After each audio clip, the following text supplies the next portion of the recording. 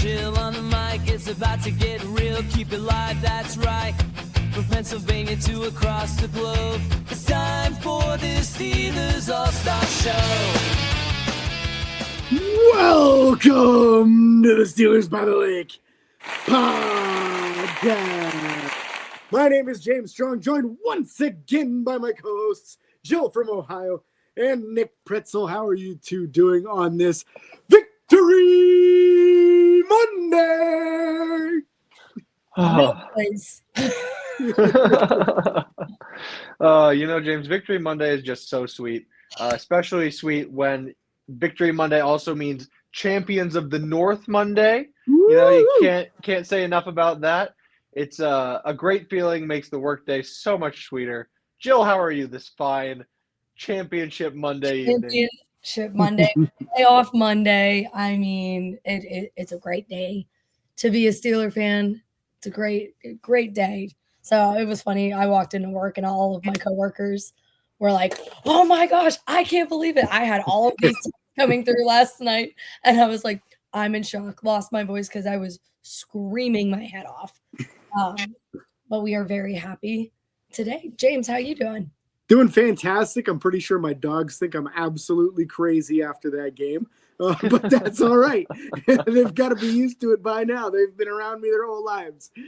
So there's a little extra pep in your step when you walk into Cleveland on a Monday after your team just won the division, including them. So I always enjoy that, going in there with my Steelers watch band on, going through all the Cleveland businesses, and the right people know. The right people know to look at me and understand why I'm smiling. So lots to talk about in today's game. Yesterday's game, I should say, was very exciting, very action-packed. Nail biting up until the last moments of the game, just enough to give you an ulcer or a heart attack, whichever you prefer, really. But we did have a few things going on before the game. We had one elevation, defensive back Deshaun Jameson. He's got cornerback with some return skills, some nickel corner skills, some gunner skills. From what I saw, I think he only played as a gunner. He might have had some kick coverage snaps as well. I'm not sure. I didn't catch that if he did. But at least he was elevated to make sure that room was in good shape. Inactives for the day were Roman Wilson, a healthy scratch, Caleb Johnson, a healthy scratch, Trey Flowers, a healthy scratch, Jeremiah Moon, a healthy scratch, Jack Driscoll, a healthy scratch, and Will Howard as the emergency third-string quarterback who could play if needed. That is the first time, I think, all season that every single inactive was a healthy scratch. I know. Yeah. Looking like the start of the season.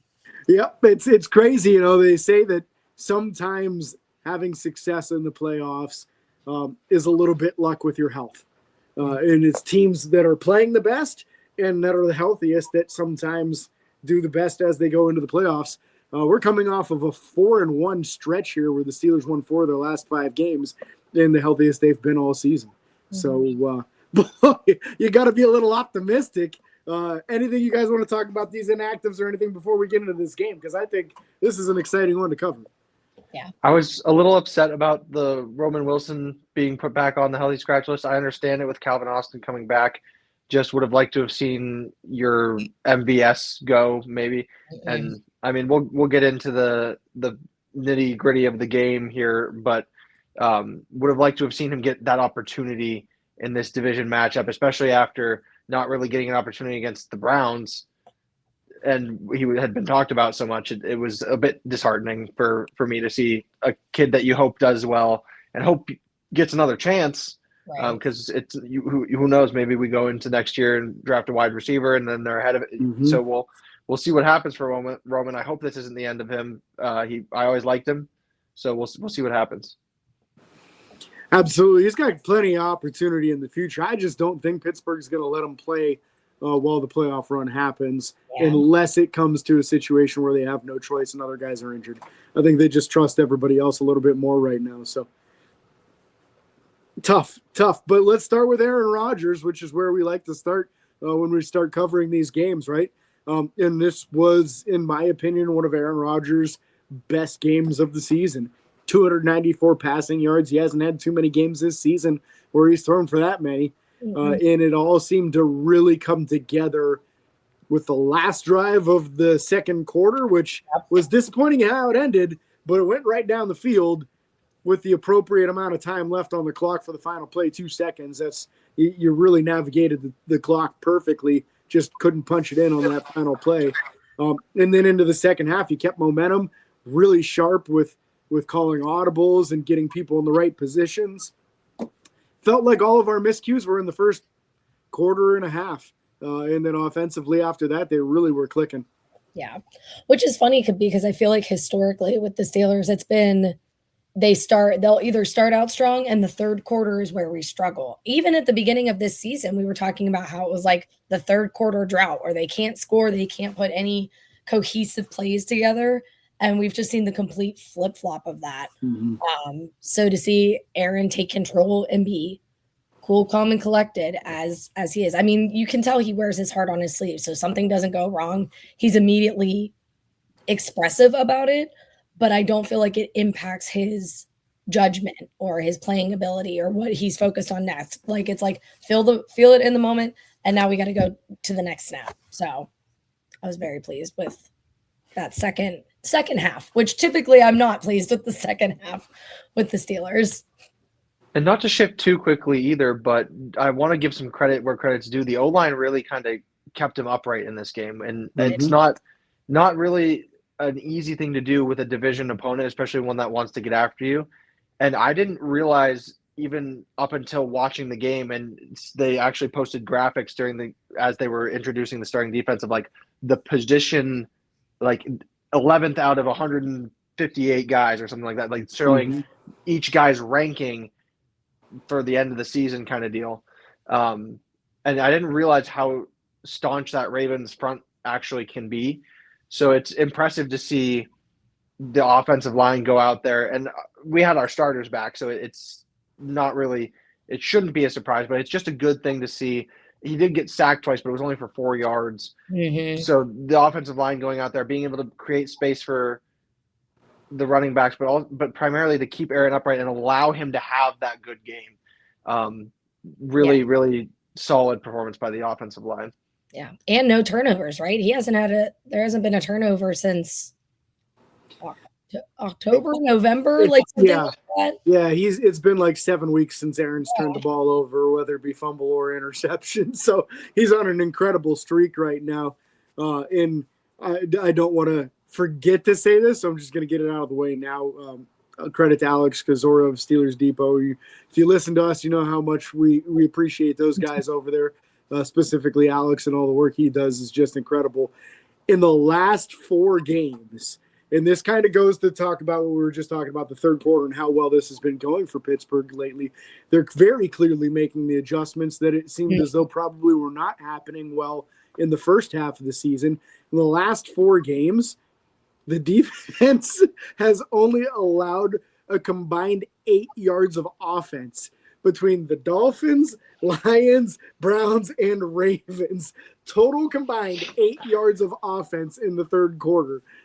Now, they've done a good job with getting first possession, but they're getting the ball. They're going down the field and scoring. They're having long, sustained drives on offense, which is putting the other team in a pickle because now they got the pressure on them. And if you get one defensive stop and you have 2 successful offensive drives that take up a good amount of time, you can hog up the whole third quarter. And they keep on doing it over and over the last 4 weeks. And other than that game against the Browns, where we did have like 8 starters sitting, it led to success as far as winning the game. So you got to love what we're seeing there of the offense being very effective in the third quarter and the defense being lights out in the third quarter as well. Yeah. It's like my key to success almost every week of the long, sustained, controlled offensive drives. Look what happens. It's so nice. I mean, I don't think what the Baltimore offense was off of the field for like the last drive before halftime. And then we got the ball back for the third quarter. So we kept that offense off the field for a good amount of time, which definitely led to the success of this game. And your time of possession difference in this game, exactly what you'd expect from this 34 minutes, 11 seconds for the Steelers, 25 minutes, 49 seconds for the Ravens. So a dominant fashion in the time of possession. In third downs, too, we always talk about got to make sure you're converting on third down. Pittsburgh 9 for 16 on this game. The Ravens only 4 of 12. Such super important statistics to just outperforming your opponent. Mm-hmm. Absolutely. So beyond Aaron's game here, I guess obviously we had a few miscues. We had some real highlights. I would say that probably the biggest miscue that stuck out to me was the deep pass to Jonnu Smith, where they just clearly were not on the same page once again. To me, it looked like Jonnu Smith kind of flattened his route to go towards the sideline instead of continuing at the angle downfield. And then he stopped and jumped instead of continuing to run under it, unable to come up with the ball. So it goes down as an overthrow. But I really feel like, once again, Aaron and Jonnu cannot get on the same page when it comes to throwing the football. But as much as you get that in the negative column, you then hear after the game the report from Aaron Rodgers on that touchdown pass that put Pittsburgh up to win the game, that in the huddle, he says to Calvin Austin, "Hey, Cal, what do you want to run?" And he said, "Cal's the sweetest kid, He's such a nice guy, and he calls him the sweetest kid." He said he's too humble to say what he wants. He said, and somebody said it, and I'm not sure if it was Pat or if it was Mason McCormick or who, but somebody said, "Just cook him." So Aaron says to Calvin, "Run a hitch and go." He runs a hitch and go. The corner slips while he bites on the hitch, part of the hitch and go, and he just absolutely dusts him for an easy touchdown and the go-ahead score. So you love getting a little bit of insight to what's going on in the huddle and what's going on the field, especially when near the end of this game we saw second to last drive, the helmet stopped working for Aaron. He was not getting the calls from the sideline. He tried switching out the helmet to another one. That one doesn't work either. You got Arthur Smith running onto the field to tell him verbally, face-to-face, what the play is. Mason Rudolph taking his wristband off and throwing it to Aaron so that he's got the plays on his wrist, and just a mess of what's going on. But you know what? They finished that drive with a touchdown. They did. So, like you stated earlier, Joe, he gets upset. But when the time comes to make the decision, he called the timeouts, made sure we got a real play out there like we were supposed to, and finished the drive with a touchdown just like you absolutely had to do. Nick, I feel like you got something to say here with the tinfoil hat back on. Yeah. Tinfoil hat is back on for our audio-only listeners. There's definitely a mess of what's going on. I was going to say, speaking of a mess of what's going on, I was clasping my hands like this, and my iPhone likes to do little art for me. So it apparently thought I was making a heart and threw up a bunch of hearts as well. But you cannot tell me that someone was not from the NFL involved in the headsets not working. He went to Mason Rudolph and got his helmet with a headset in it. That one wasn't working. They couldn't get a single headset to work in their own stadium. Make that make sense. But anyway, tinfoil hat's coming back off now. What's funny about that whole process is there's an official procedure in place for when that happens, because of the New England Patriots and how many times opposing teams went there and their headsets wouldn't work, but the Patriots always worked on the other side. So the NFL incorporated a policy where if your headsets don't work, the opposing team is no longer allowed to use theirs. Interesting. So that way it is an even playing field for each team. Now, I don't think it was happening long enough for the NFL to step in and take that helmet away from the middle linebacker and make sure there's nobody on the field with a helmet that has the radio in it. But that's the official policy, and it's because of how many times the Patriots got caught cheating. All signs pointed to Pittsburgh not making it in. The helmet thing made us burn our timeouts. We had no timeouts left. Yeah. The Ravens then march it down the field, set up the game-winning field goal, and thank goodness miss it. But it's just the tinfoil hat was on because it just seemed too much like there was a big push for Pittsburgh to not make it. And if you don't make the field goal, when time expires, there's only so much influencing of the game you can do at that point. So they would have had to have thrown a flag. No flag was thrown. It's not reviewable at that point. So they would have had to have done some major collusion that would have made it look a little too obvious, I think, for them to push it through. But the more I watch football, the more I'm convinced that there's influencing going on in these games outside of the game itself. But we'll just leave it at that for now. I'm just excited that we're in. And NFL scriptwriters, if you're watching this show, it would be a great storyline. You could make a great movie with Old Man Rogers riding off into the sunset with the Pittsburgh Super Bowl, and then James can crack the wine he's been holding on to for years until the Steelers win. So, just throwing it out there. If you need me in the script writing room, I'll be there. But just know that there's going to be a lot of Pittsburgh Super Bowls going on. And I can't imagine there's been too many times in NFL history where the Super Bowl winning team has a couple of brothers. Literally two guys with the same last name, with the same dad who used to play in the league. One of them about ready to retire.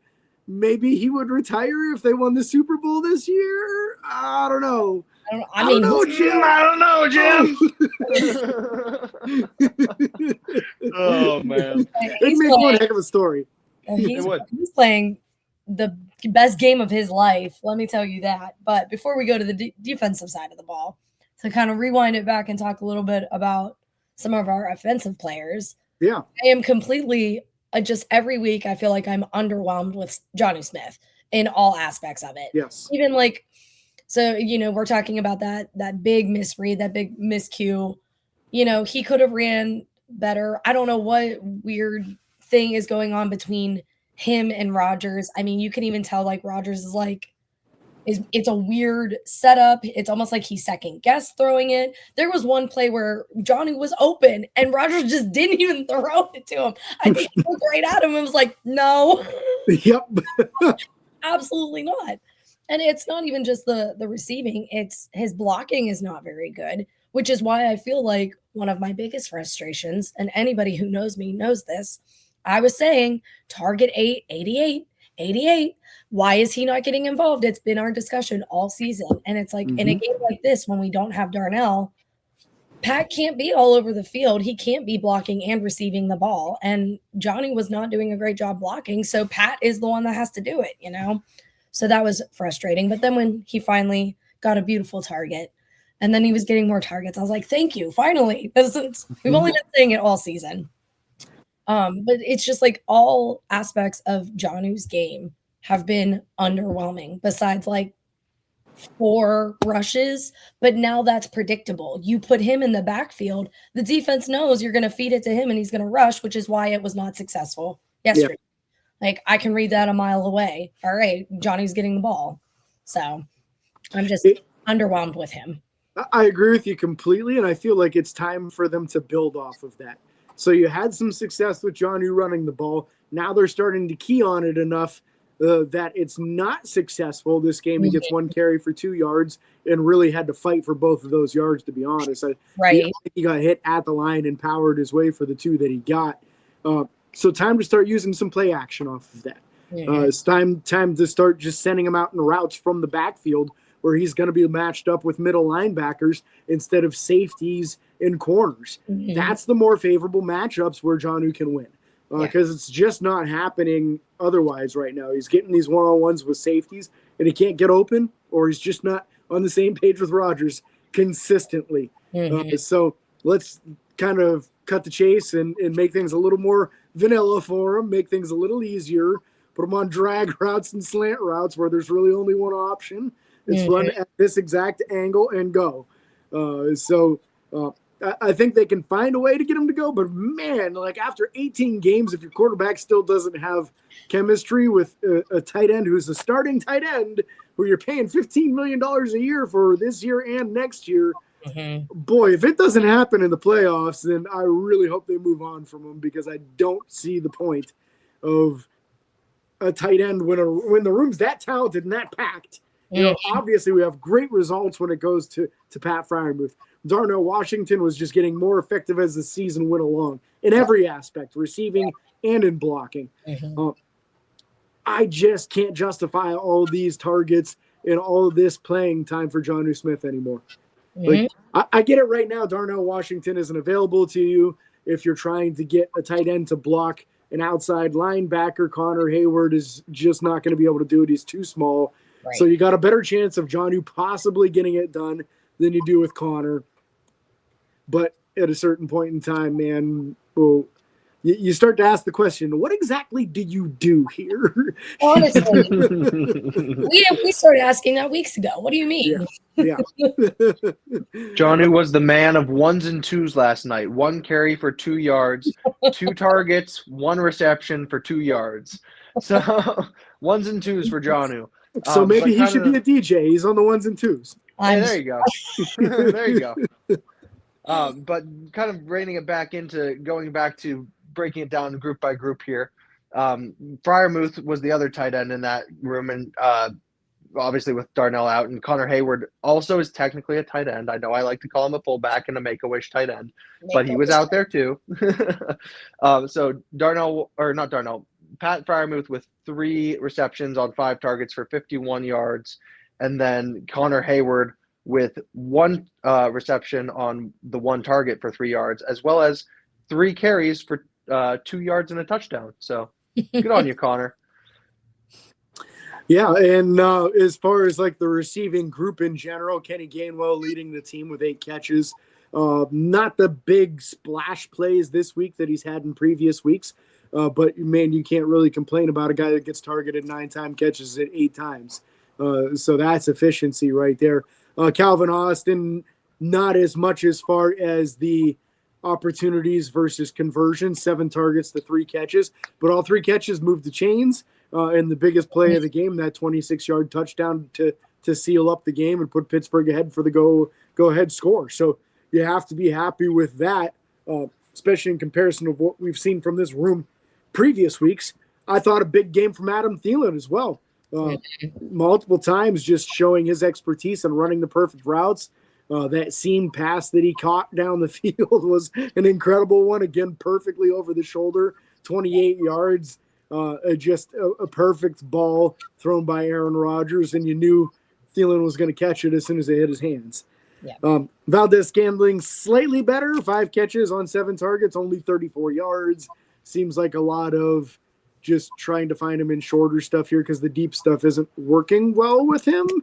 And I guess if he can catch it on short stuff, I'm okay with it, but still leaves a lot to be desired in my book. Right. Well, with DK coming back, I hope to see even less.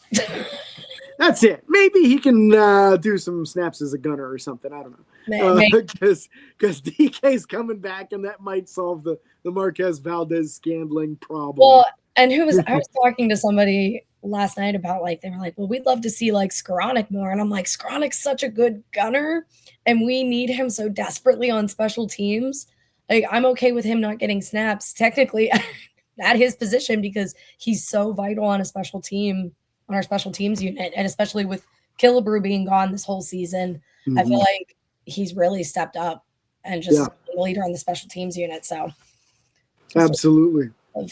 And I love what you said about Thielen, James, because he was also just so aggressive when he was making the yards after the catch effort to go out there and to get the first downs when conversions when he needed to.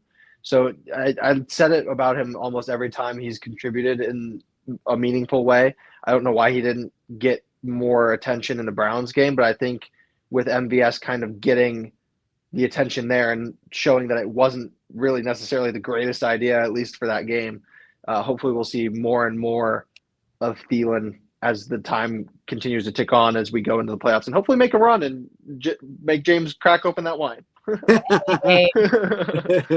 That sure would be nice. This the wine they keep referencing is a bottle I purchased a long time ago that says Black and Gold, and it's an Allegheny winery. So one that I have committed to holding on to until the Steelers win a Super Bowl, and I will not crack it until then, and it'll be a celebratory bottle when that does happen. So will it be this year? Who knows?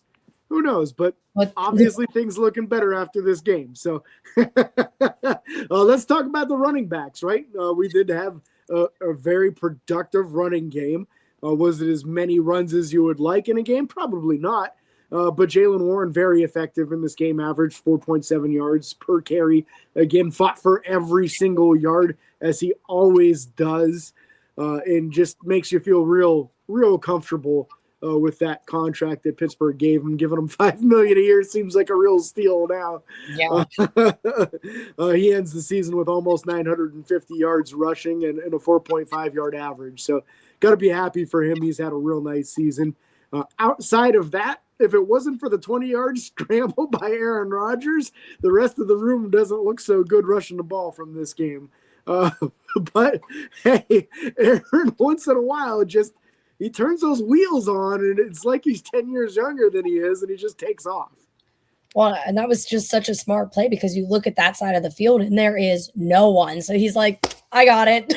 Did that come before or after the play on which he hesitated and then got tackled behind the line slightly? I'm pretty sure after. Yeah. Yeah. So I think it was a little bit of that sort of mentality too. Of like, if I hesitate again, I'm not gonna be able to get it. And then he just goes and takes off and does. That's the veteran presence that we've been waiting for in the QB room. Yeah. Now, obviously, we're not going to have that forever, but it's nice to have it now. Yeah. So really appreciate that. And I think another part of it too is the passing game didn't get super chugging along until later in the game as well. So with the backs being able to be a bit more forward, them being able to load the box a bit more, stuffing Jonnu Smith on his run. And so, being able to play up closer to the line sort of eliminated some of that run game for the early portions of it. But there were still times when we'd be like, man, Jalen Warren makes us so happy and gives us hope. Watching him angry run out there is always such a little bit of just like a shot of endorphins when you're having a depressive game, just to be like, okay, I can be positive about something in this game. Right. So it keeps me right off, like I'm on the ledge, but it keeps me from going over, You're like teetering over, and then you just start leaning back the other way. Like, oh wait, all right, we got Warren, we're okay. You only got one arm dangling instead of one leg, so it's not so good. Dipping your toes in the piranha infested waters. It's just the pinky. It doesn't really matter. It's all right. Oh my gosh. So one thing we can be real excited about beyond Jalen Warren, beyond Aaron Rodgers, is that Pittsburgh did come up with a plan, just like we were hoping for the Spartan formation, the tush push, the brotherly shove in the most brotherly way. Here it is, the substitution for Darnell Washington. I was saying I was hoping to see one of these defensive linemen, one of the back of the roster guys, though, somebody that doesn't have a lot important to do. Nope, the most important defensive lineman takes on the role. Cam Hayward, the strongest defensive lineman on the team, in my opinion. I'm betting if they put it to the weights, he'd win the contest. Just incredible strength from him. Doing a tush push from 2 yards out, probably not the greatest plan. That's the only one that didn't work. The other two both worked. And you could just see Cam take his little brother and just like surge him through the line like you would think he's done 100 times in his life before, just for whatever reason. I don't even know the scenario you would need to do that in real life. But for whatever reason, Cam's real good at it, and I am cool with him taking on that role. There is nothing this man can't do, apparently. I can only imagine the conversation that was being had in that room. We need to figure out a plan for who's going to shove Connor. And Cam's just like, I'll do it. I've shoved him around my whole life. Exactly. That's honestly what I was thinking, is who has more experience throwing this guy around and moving his weight than that guy. So if you need a guy to replace Darnell, who's been doing it effectively, why not go with the guy who's probably wrestled the kid his whole life? So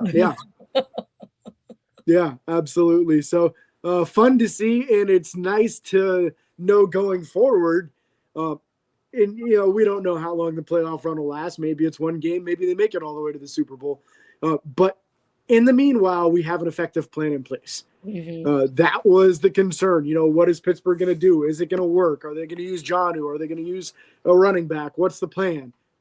I feel very confident with Cam Hayward being the guy doing it. Yeah. I don't know about you guys, but I don't have any question that it'll be just as effective with Cam as it was with Darnell, if not maybe even a little bit more. In Cam we trust. That's it. That's it. I don't need to say anything else. That's it. So before we go to Cam on the defense, let's talk offensive line real quick. And I do feel like they had a pretty nice game in this. It did get some openings as the game went along. They did a better job opening holes for the running backs. It's a little bit tough running early on, like you guys had mentioned. Really not a lot of open lanes early, but as the game went along, these guys got into a rhythm, and boy, did they do a nice job on their one-on-one blocks and just give him an alley, man. Give Jalen an alley and let him do his thing. When you average almost 5 yards a carry, that's a successful game for your future running back. So I couldn't be happier. And like you guys mentioned previous to, I think, Nick, you mentioned about the sacks. There's only 2 of them. It's only 4 yards loss. That's not bad at all. So I'm not upset about that. I feel like these guys are holding their own and then some. And you've got to have that. It's the best, most important test for them of the season is coming up this week. Yeah. Well, and do we have, sorry, go ahead, James. No, you're good. Continue. What Rodgers' like time to release was, because I feel like he held onto the ball significantly longer than we've seen in prior games. So that's a great indication for that O-line doing their job, making sure he actually has time to get the read. But I don't know what his time. Yeah, the time to throw. Yeah, I'm not sure. I didn't hear what it was in this game. I'm guessing it was a little longer though, because I agree with you. He felt comfortable back there. He's going through his progressions, and that's what you got to see. So how does that translate this upcoming week? Man, this is the best pass rushing team in the entire NFL probably. So these boys got to be on their A game for Pittsburgh to have a winning performance this upcoming week. This offensive line, incredibly important. Yeah. Anyone specifically you guys want to mention before we go over to the defensive side of things? Not in particular, but according to Google AI, which we all know is the most reliable source ever, Aaron Rodgers' time to throw was 2.63 seconds against the Ravens yesterday. Okay, well, that's higher than normal. I want to say he's been around 2.3, 2.4 this season, so that's definitely holding the ball a little bit longer. Yeah, which hopefully he will not do next week. So we need. I don't think he's going to have time. We need quick next week.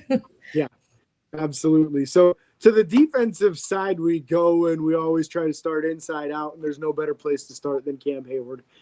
I really don't know where. Girl. That is Cam Hayward. My guy. No more appropriate one than for Cam this week. They start the game off by busting off a long run. And who's stride for stride, only a couple paces behind him, but never lost ground, in my opinion, but Cam Hayward running with Derrick Henry trying to chase him down on the very first play, 50 yards downfield. He was stuffing the run all night long. He played as the tush-push guy. He was getting after the quarterback. He batted a pass along with Alex Highsmith that TJ Watt ends up intercepting in this game. It's just incredible what this man can do, and at the level he's doing it. We've talked about this previously in the season. Nick was talking about the rankings of players. Pro Football Focus, those are their rankings that they show. They still have Cam Hayward ranked as the number 1 defensive tackle in the entire NFL. And when you watch him play, it doesn't surprise you why. He is truly right and just. Again, shout out to Steelers Depot and Alex Kozora, because he sent out this tweet earlier today. But in this season, he leads all interior defensive linemen with 78 tackles, and he led all interior defensive linemen with 823 snaps at 36. It's incredible. My guy. Yeah.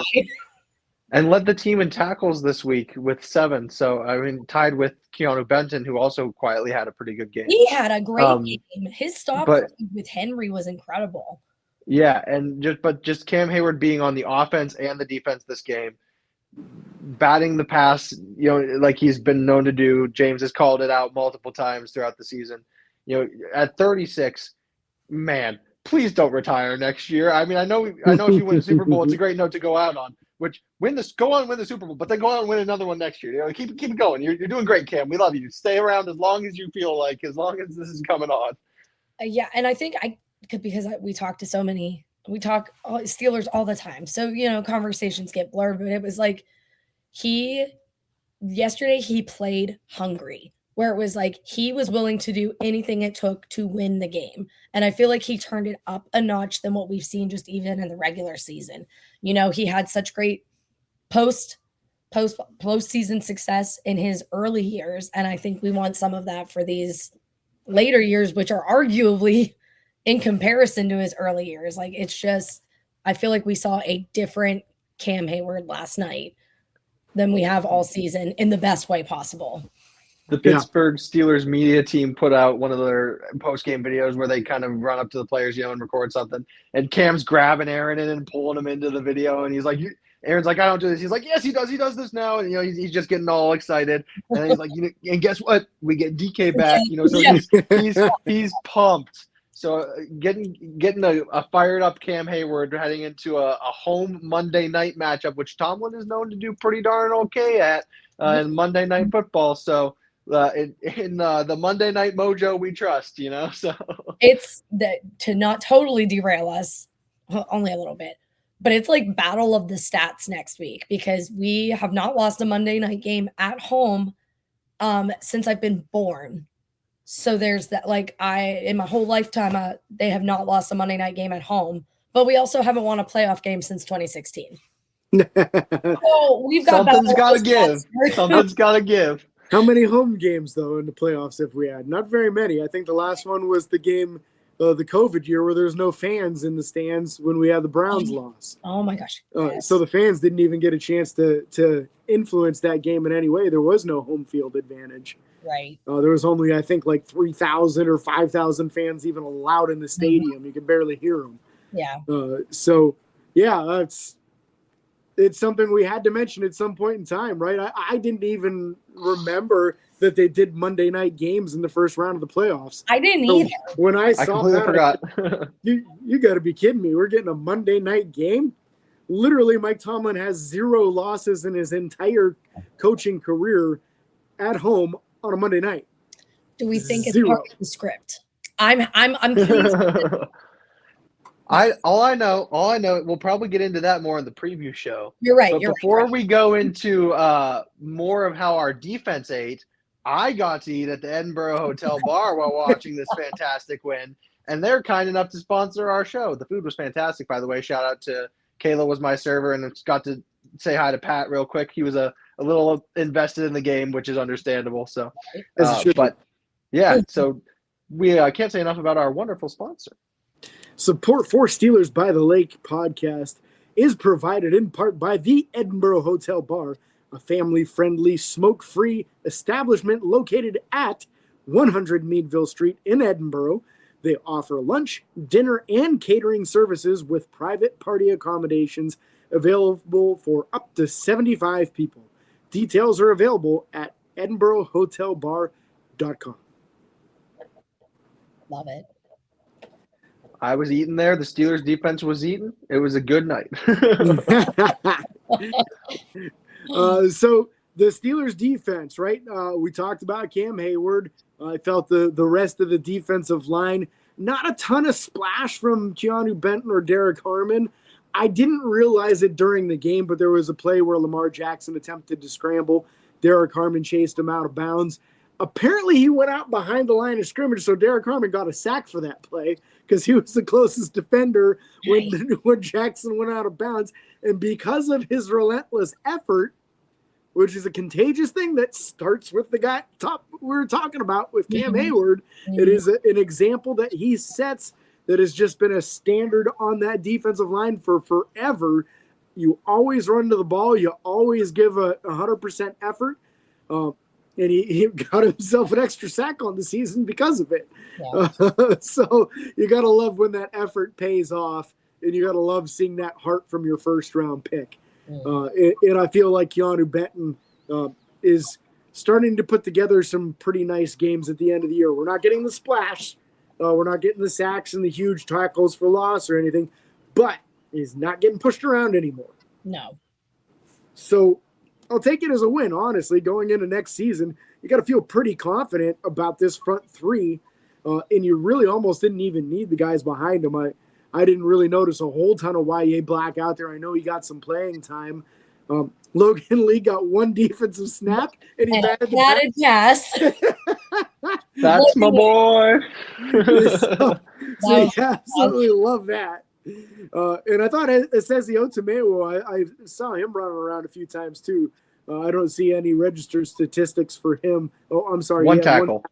One tackle. So he did register something as well. So even these back end guys making some impact in the game, and that's just so important. Yeah. And how about Malik Harrison having 5 tackles? I mean, only 3 of them were solo, but there was one play out there where I saw him go into coverage. Luckily, it got wiped out by penalty on the Ravens. But I was like, I don't want to see Malik Harrison in coverage ever again. No, not his forte by any means. And to the middle linebackers we go then. He probably had the biggest impact in this game. Unfortunately, kind of a quiet game for Patrick Queen, other than getting a matchup that just was not advantageous for him. You don't ever want him one-on-one with Zay Flowers. That's not fair. Zay Flowers is a Pro Bowl wide receiver. Patrick Queen should not be tasked with covering him, but in that particular matchup, had that unfortunate matchup. And then just not a ton from Peyton Wilson in this game. Either 3 tackles out of him. He didn't play much on defense. Most of his impact was on special teams. Mm-hmm. So you had mostly the 2, I guess, more run-stopping middle linebackers in this game playing, and just not a huge impact from either one of them. But you kind of figured that with how successful that run game was early on. Mm-hmm. The middle linebackers were not the ones stuffing it and making the plays in this game. And it's been very up and down on the season for them. You know, sometimes they're quiet for a couple of games, and then they make a big impact on the next game. I feel like it's been a little bit more quiet, so we're due for some big impact in the next game, I think. But we'll see how that goes. Outside linebackers, we got the impact we needed from this crew, right? Yeah. TJ got a pick. Alex Highsmith got a sack. Nick Herbig got a sack. Both Nick Herbig and Alex Highsmith had opportunities for second ones, unable to come up with them. And I think the Alex Highsmith one probably the more devastating of the two, because he doesn't get Lamar Jackson to the ground on the one. Him and Benton hit him at the same time. Jackson stays on his feet and throws a dart for a touchdown. Yeah. So I know as hard of a worker as Alex Highsmith is, he's going to beat himself up more about that than anybody else could. Mm-hmm. So I don't really expect that to be an issue going forward. Not to mention, there's no more quarterbacks that we're going to go against the rest of the way they're as athletic as Lamar Jackson. Yeah. No. Probably the most athletic one that's still on the schedule would be Josh Allen, right? Mm-hmm. But anybody else, once he gets his hands on him, he's going to get him to the ground. So I'm not really holding that against him. Yeah. I mean, kudos to Lamar fighting back injury and lower body injuries and still being able to shake out of that and throw a touchdown pass. Like that's pretty incredible. So yeah. At a certain point in time, you just give the other guy credit because he made a good play. Yeah. They also just kind of choked themselves out of it too. They had 9 penalties. I think it said for 78 yards. So I mean, looking at their statistics, because we're talking defense, so to see what they were able to put up against us. Lamar Jackson threw for 238 yards. Derrick Henry ran for 126, and of those yards, Zay Flowers had 138. So it was a solid showing by this Ravens offense that just couldn't seem to get it done because Pittsburgh kept taking it away at the crucial moments, kept sacking in the right moments. James, I don't know if you have my key to success there, but there were 3 sacks on Lamar Jackson for 16 yards. And I think I called for 3. I might have called for more, though. 3 sacks on Lamar Jackson. That was your final key. Yes, Nick. Let's go. So, 1 out of 2 ain't bad. I did not quite get the yardage that I wanted them to be held to. But I didn't get yeah, you're the only one to hit any of them. The rest of us kind of struck out on this one, but I think didn't you have a Fryermuth one? I did, but I had 5 catches. He only had 3. On 5 targets, so close enough. I was getting 2 sacks, and he got 1 and let Lamar go on the second one. So I would have nailed that one if he would have got him to the ground. Yeah. So, But yeah, great showing by that middle linebacker room to come up with multiple sacks. And Alex participated in the tip with Cam Hayward that got TJ his interception as well. So Thanks, really Tyson. just a strong showing. And Herbig on that play, I remember I was going, "Oh, Herbig's in. I expect him to do something," and he did. And so it was a fun time to see that happen. Call that out in real life, and also watch the very few Ravens fans that were in the Edinburgh hotel bar squirm a little bit, but they were good sports. So it was a good time was had by all. But yeah, really impressed with the middle linebacker room delivering exactly what we needed them to. And TJ seems to be in some visible discomfort still out there. So hopefully as he continues to heal up as things go on, he'll be able to contribute in a more meaningful way. Not that the interception wasn't meaningful. It was very meaningful. It got us 3 points and we only won by 2. So just can't wait to see him go out there and be his full healthy self, because he seems to still have that lung nag in him. I bet he would grab his chest every now and then. Yeah. Well, I'm surprised he played as many snaps as he did. I thought he would play just not a significant amount less, but I thought it would be less than what he did in fact play. So I think that definitely impacts his game. But he was almost there on a couple of those plays. Like there was that one play, it just like a 10th of a second late before the ball went out. And I was like, no, you're so close. and that might just be the difference between his first week back and next week or even the week after. You get that little bit of extra twitch going on, muscles wake back up a little bit more. In that one you're describing, Jill, I think is the one that was the final offensive play before the field goal attempt. The deep pass to Isaiah Likely. TJ was so doggone close. He smoked that right tackle, and there was nobody in between them. The tackle couldn't even grab him to hold him, which they do quite often in these games.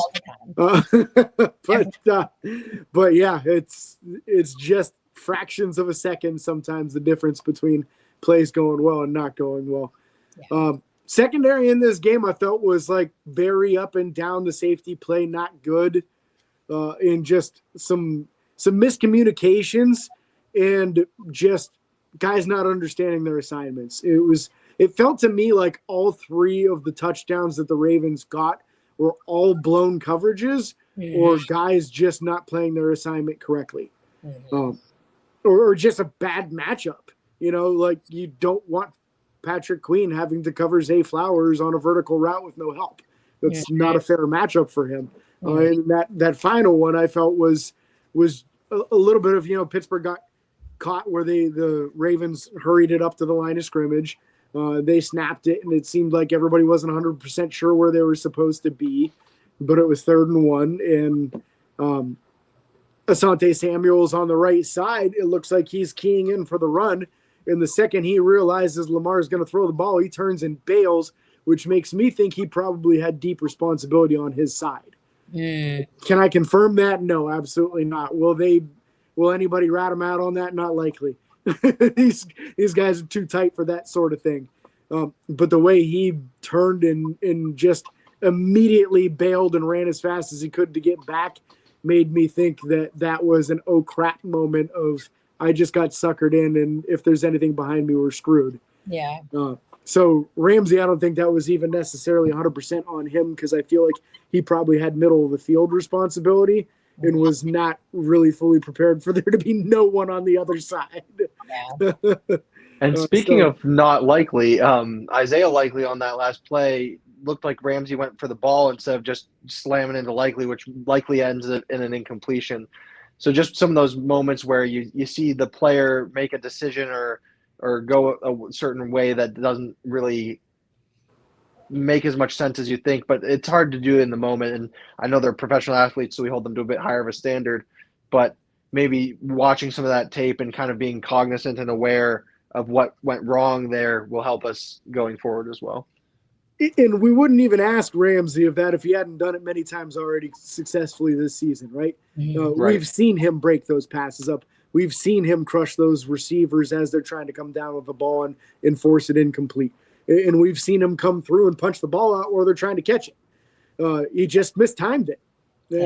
That's all there is to it. He misplayed it in the air. He mistimed it and likely comes down with it because of it, If he can get one hand in between Likely's two, it's probably incomplete, and that was a 4th down play. It's game over. Mm-hmm. So, Pittsburgh's fortunate enough to still come away with a win, but you definitely got to clean up some of these issues in the secondary because that was the story as to how Baltimore stayed in the game. Pittsburgh made the appropriate adjustments. They stopped the run basically from middle of the second quarter on through the rest of the game.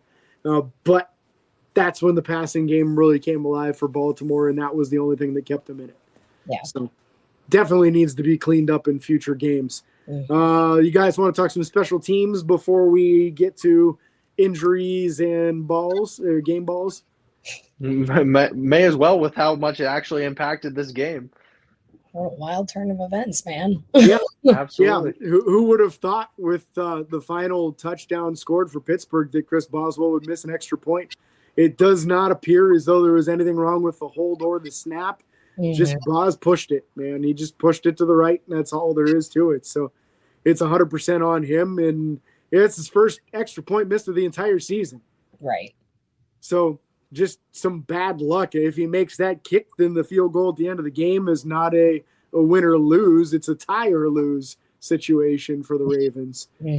So it's a tough one. It's tough to be too angry at him. He made a 57-yarder in this game. He was 2 for 2 on field goals, but it has to go as not his best performance due to the fact that he misses that extra point, which brings the Ravens back into the game with 55 seconds and all their timeouts left.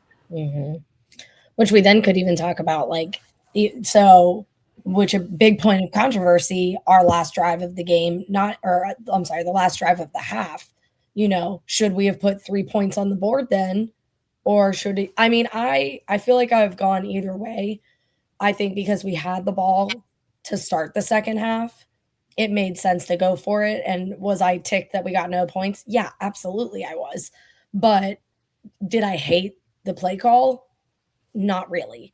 I like the fact because, all season we talk about, we play timid, we play this, we do this. And finally we're starting to see aggressive behavior and we're up in arms about it. So I'm we can't be happy either way. We're I'm not so much up in arms about deciding to go for it as I am about the specific play call, because I believe we ran a tush push on a 4th and 2. Yeah. And while I have seen us get successful over 1 yard tush pushes in the past, you're working out of a formation that you haven't practiced as much on a play that hasn't garnered 100% success even at the shorter distance. So I would have liked to have seen some sort of trickery or something in the same you can run the same formation, but do something creative or something different that's going to give you a better chance of yielding a positive result rather than what you ended up trying, which didn't end up in that result. I like the aggressiveness. I like the decision, especially with getting the ball in the half. Right. But I personally would have taken the 3 in hindsight, because hindsight is 2020. Especially ever since 2021. But really bad joke. I apologize. But in any case, I would have preferred to have seen more creative play calling there than just running a somewhat vanilla tush push at 4th and 2 when you don't have. I don't know. That's just how I felt on that. Yeah, it's tough to disagree. The aggressiveness is great. The play call, maybe not. Yeah. When there's only 2 seconds on the clock for me, and you're down 10-3 in a close game where you expect it to end up close, my instinct is to kick the field goal there and make sure you get the points. Right. And then you're at least having, for sure, some momentum going into the second half. If you're going to go for it, that wasn't the call. Yeah. I think that's the thing we can all agree on is the toss to the weak side when the defense had more guys over there than you had blockers. It was literally Kenneth Gainwell versus 2 defenders. Yeah, exactly. That is just not a numbers game that you're looking to play. And I get it. I think the Jonnu Smith going in motion the other direction was intended to try to pull multiple defenders. And then if you get a one-on-one, then you think, well, Kenny's got a decent chance of making that happen. But he didn't get by the first defender anyway, so even if it was a one-on-one, he wasn't making it. Right. So I would have rather, even if it was that, this is getting nitty-gritty, even if it was that play call, I would have rather seen that be Warren and not Gainwell. yes. You know, like Yeah. something that small of a difference could have been 7 or 6 points on the board. You know, he has a better chance of that. And nothing against Gainwell. We love him here. You know, he's great. But I think in that scenario specifically, you go with Warren, who's proven to be an angry runner who's breaking tackles and fighting for those yards. Absolutely. So before we get on to our injuries, which honestly there are none from this game, there were none reported. So it's just Bless up. Because that field is blessed with holy water. Yeah. First off, that has me.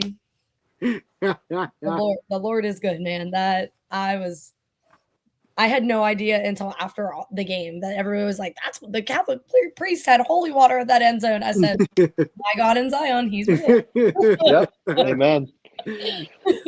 So we did get some notes from Cody, although he was unable to join us. So I'm just going to kind of go over this real quick here. He sent about 8 pages worth of notes. I don't know if I can go through all this, but we'll at least get the gist of his ideas through here. He says, overall, still disappointing game in the fact that our team didn't win the game as much as the Ravens lost it. Missed opportunities, bad play calling, bad execution, a lot of areas. This is Cody's opinions, not mine. Our offense continues to prove what we've seen over and over again. They have the tools to be a powerhouse, but prefer to try and control the game early and play safe, run-heavy offense, even when the runs feel dry and not pushing the ball down the field, other than some random bombs downfield. Aaron Rodgers proves he's the best QB we've had since Ben, and it isn't close. He's great at not turning the ball over, but the same safety play may cripple our big play capabilities and honestly even medium plays. Thankfully, he has Jalen Warren and Kenneth Gainwell carry this offense on their rack ability and shifty moves. Best two-headed backfield, and they were both backups last year. Crazy. He says DK coming back will be huge, but will his head be in the game? We've seen an array of highs and lows from him this year, hoping he comes ready to ball out. Other receivers need to be ready to get their 5 to 7 targets per game combined and do something with it. Muth needs targeted more. Jonnu needs drastically less snaps. Offensive line may be the hidden gem of this offense. They are playing best ball we've seen since Pouncey DeCastro and Alejandro Villanueva. It says, offensively, we will not win a game in playoffs if we continue to come out flat early. Need consistency. It says the defensive line has grown drastically through the year. Benton developing like a stud, throwing grown men like ragdolls. Love it. Harmon proving his first round worth with every snap. Cam is Cam apparently on offense too. Linebacking core from interior was a little quiet this game, but not a bad thing. No splash plays other than PQ letting up a touchdown that he got pushed off. I can't remember anything horrible, he says. Healthy secondary didn't leave as big of an impact on the game as I had hoped. Hopefully get back to full speed and better gameplay next week. He says Boz for president even with the miss. And then he says coaching and play calling must improve. Horrible clock management.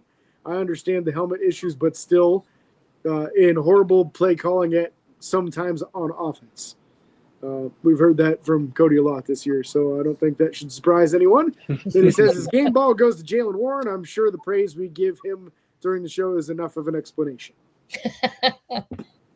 And just to touch on his helmet issue comment real quick there, I saw a bit of Aaron's presser afterwards, and seeing him take ownership for that made me I had the same thoughts as Cody going into this before seeing Aaron speak about it, because he took ownership for that. He wanted to be able, because he's like, I mean, they asked him about it, and he said, we did do just like a no communications play or two on some of those drives, but it was a critical moment in that game, and I wanted to know what the play call was. He's like, I didn't want to be ad-libbing it the whole time. I wanted to get the communication right. So seeing Aaron own that really kind of made me a little bit less mad about that whole situation. Am I still upset that we had no timeouts at the end of the game to be able to control things a little better? Yes, but to be able to see the thought process and get a little bit more of an inside look into all of that made me less mad about it, despite the fact that I still didn't like the situation overall. When he even said that there were like personnel on the field, that he was like, you can only run or do so many things with these this personnel without hearing directly from the coordinator. So he was like, I'm not risking it in that moment. Which I was like, this is why we got him. Yeah, it sucked with the time management. It sucked having no timeouts. That is what matters, though. You know, that's it. You know, you call the timeouts there, or you risk a play call being done that just doesn't work at all. Right. You could end up turning the ball over and losing the game as a result of it. So as frustrating as it is to not have the timeouts in those moments, it's the mature decision. And it was nice to see Aaron explain that all for any of us that got an opportunity to see that press conference. My guess is Cody didn't get an opportunity to see that because that would have probably lessened his frustration in that particular area. So understandable in that. In the formation you're referring to, Joe Spencer Anderson was on the field as the extra offensive lineman. Yeah. So you can't just flex him out as a tight end and tell him to run a route. Right. It doesn't work that way. No one's going to take it serious. And then you have one less defender that's being taken up by somebody out there attempting to run a route that no one takes serious. So it makes a little more sense once you get a little bit more intel from the team and exactly what was going on during that play. So post-game, Trey Flowers officially waived. DK Metcalf officially back on the roster. So we've got that. We've got Cody's game ball going to Jalen Warren, but we still have 3 more to hand out. So who wants to go first today? You know, my game ball goes to the Catholic priest that blessed that.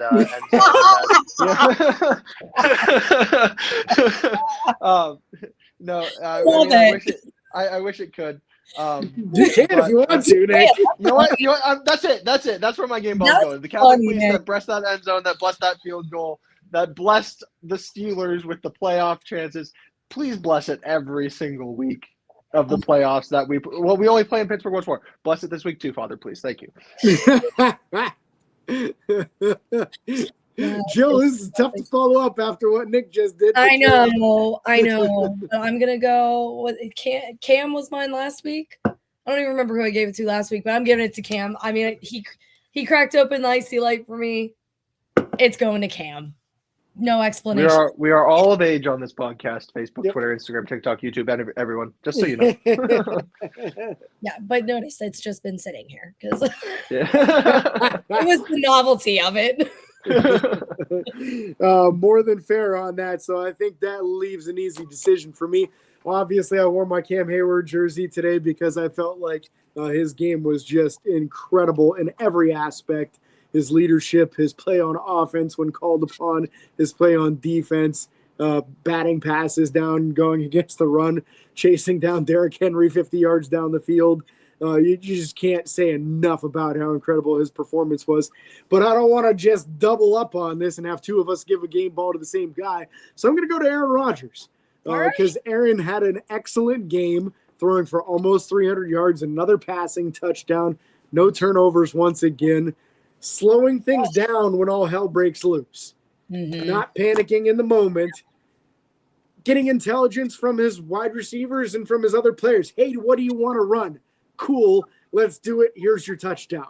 I love the maturity, the accuracy that we get from him, and it makes me feel like we've got a chance in the playoffs because we got the right guy at the helm. And that's been the issue, like Cody mentioned, like we've talked about all season long. Just previous seasons, the quarterback play just hasn't been there. The leadership, the skill level, the ability to read a defense or even go and scramble for 20 yards when you're 42 years old. Like, it's all there for Aaron. He is not the guy he was 10 years ago, but he's still the best we've had in a long time. And looks like he could just be enough to maybe make a little bit of noise. But we're going to talk more about that on our next show on Saturday.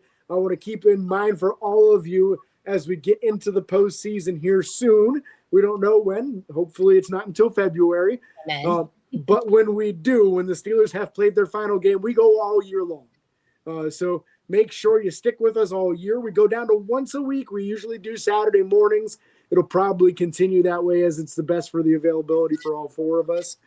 So don't panic. We're going to stick with you. We're going to give you draft coverage, off-season coverage, all that stuff. So plenty to come even when the season does finally end, whenever that may be. Which will not be next Monday. We're just going to say it. Hallelujah. Amen. Bless the end zone. We cannot thank you enough for listening to us here at Steelers by the Lake. Please, if you would, give us a follow on Facebook, Twitter, TikTok, Instagram, Spotify, and YouTube. Subscribe, ring the bell. Doesn't cost you a thing. Don't forget the 5-star reviews on Apple Podcasts. Make all of us, but especially James, very happy. And until next time, these are your hosts, James Strong, Jill from Ohio, and Nick Pretzel, signing off. Peace.